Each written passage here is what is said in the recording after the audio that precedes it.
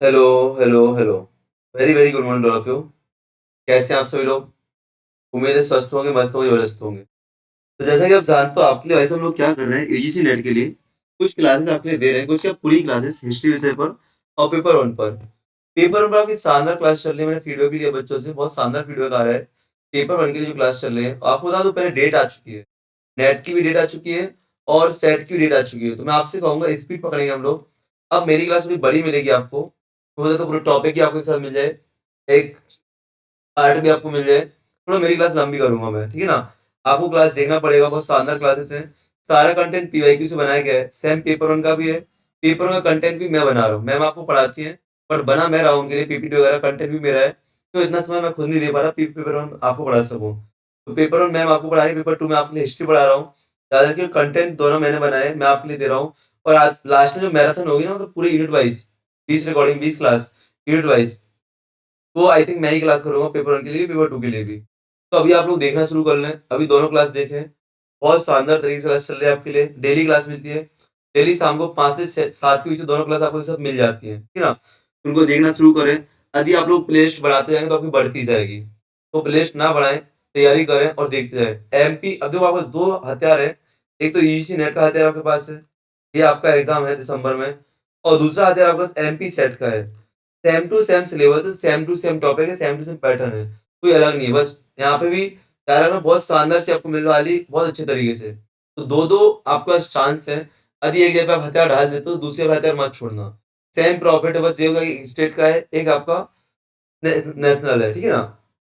और आने वाले अप्रैल तक हो सकता है आपको असिस्टेंट प्रोफेसर की वैकेंसी आ जाए। देखो, आज कंप्यूटर साइंस के एमपीपीएस की वैकेंसी आ चुकी है वापस। नई वैकेंसी खुल चुकी है, नए रास्ते खुल चुके हैं।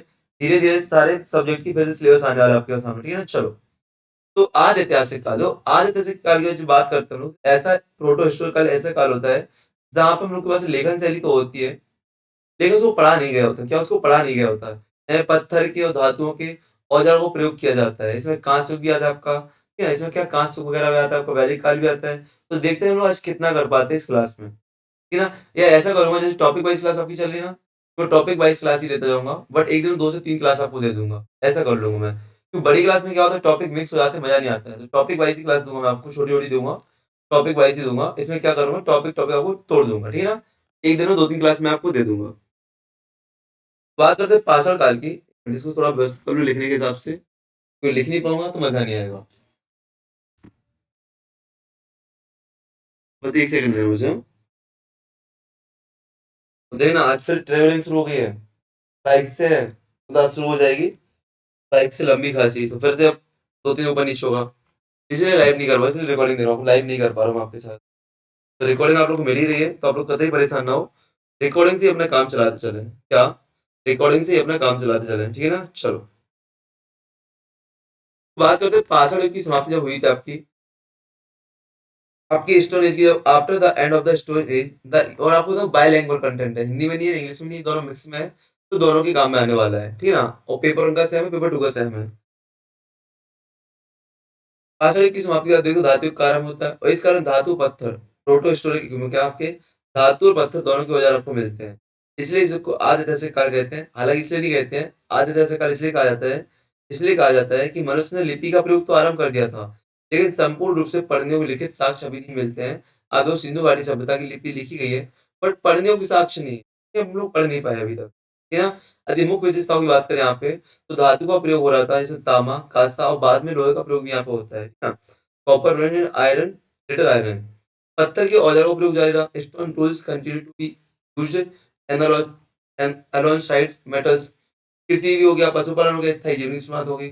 चित्रित और गैर पेंटेड पोएट्री आपको मिलती है, पोएट्रीज मिलती है यहाँ पे आपको। पेंटेड और ऑर्च कलर पोएट्रीज आपको मिलती है यहाँ पे, ठीक है? चलो आगे बढ़ो हम लोग।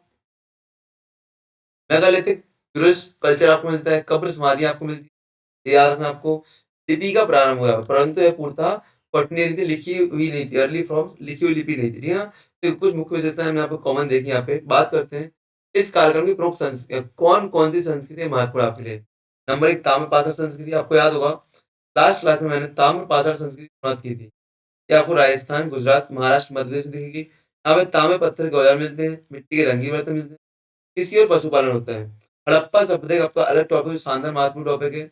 आपके प्रोटोहिस्टोरिक में आता है, ठीक है ना? यहाँ पे सिंधु घाघरा आपको होता है, इस क्षेत्र में नगर नियोजन यहाँ पे प्रमुख है, जल निकासी प्रमुख है, लेखन प्रणाली प्रमुख है, व्यापार प्रमुख है। तो बात करते हैं वैदिक संस्कृति आपको प्रोटोहिस्टोरिक में आती है, प्रोटोहिस्टोरिक में आती है, आदि ऐतिहासिक काल में आपकी आती है वैदिक संस्कृति। ये उत्तर वैदिक काल नहीं बोलो, वैदिक संस्कृति बोलो, ठीक है? पूरा पूरा वैदिक संस्कृति में वैदिक उत्तर वैदिक दोनों इसमें आ रहे हैं। तब सिंधु प्रदेश गंगा घाटी में डेवलपमेंट होता है।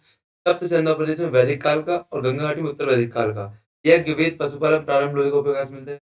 बृहत पाषाण एक संस्कृति भी आपकी दक्षिण भारत विदर्भ में मिलती है और लोह संस्कृति आपको पूर्वी भारत और गंगा घाटी में ध्यान रखना है यहाँ पे। तो एक प्रमुख संस्कृति इनको पढ़ेंगे आप। यहाँ पे मैं चाहूँ तो एक वीडियो में 5 चीजें कर दूं, मतलब बट मैं सोचा 5 चीजों को अलग अलग करूंगा मैं आपको। इससे क्या रहेगा, आपको समझ में आ जाएगा क्या क्या कैसे कैसे, ठीक है ना? तो मृदवान और कलाएं पोएट्री टाइम पे कैसी थी, कब की? प्रोटोस्टोक की बात कर रहे हैं लोग। अब देखना यहाँ पे आपको कॉमन चीज पहले मिल जाएगी, पहले आप कॉमन चीजें देख लो, फिर आपको अलग अलग चीजें मिलेंगी।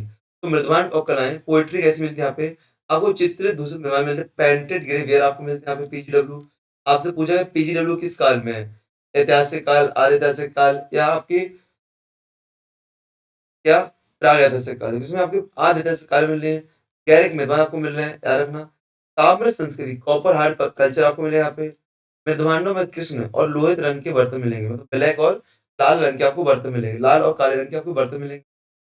धातुओं में तांबे का प्रयोग हो रहा है, कांसे का प्रयोग हो रहा है, लोहे का प्रयोग हो रहा है। शुरुआत में तांबे का प्रयोग होता है तो औजार हथियार और अलंकरण में होता है।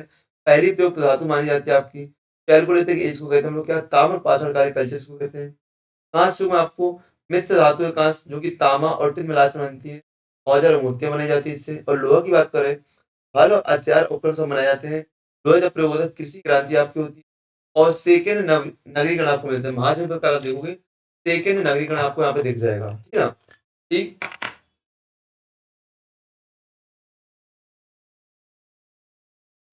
बात करते हैं आज ऐतिहासिक संस्कृति प्रमुख घटक कौन कौन से, तो आप देखोगे शहरीकरण आपको दिखेगा, अर्बन कल्चर आपको दिखेगा। सिंधु घाटी शब्द में देखो आपको सारे शहरीकरण दिखता है। धार्मिक सांस्कृतिक ग्रंथ आपको दिख रहे हैं, वैदिक संस्कृति।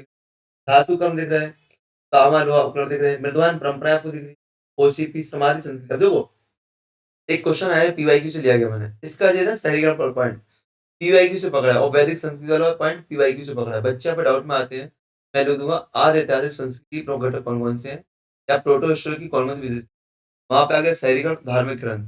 तो या तो आपके माइंड में वैदिक संस्कृति रहती है या सिंधु घाटी सभ्यता रहती है।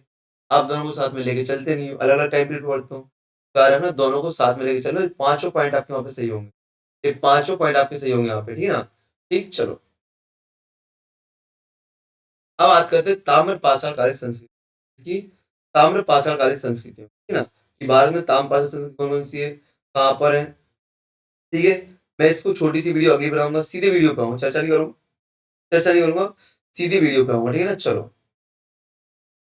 क्यों लंबा टॉपिक है, ताम्र पाषाण संस्कृति पूरा उसमें अलग से आऊंगा। इसमें मुझे घुसना ही नहीं है, पांचों संस्कृति आपके अलग अलग मैं आपको टॉपिक बना दूं जो जो मेरे पास से होंगे। बेस्ट ऑफ लक, जय हिंद जय भारत। मिलते हैं हम लोग नेक्स्ट क्लास में।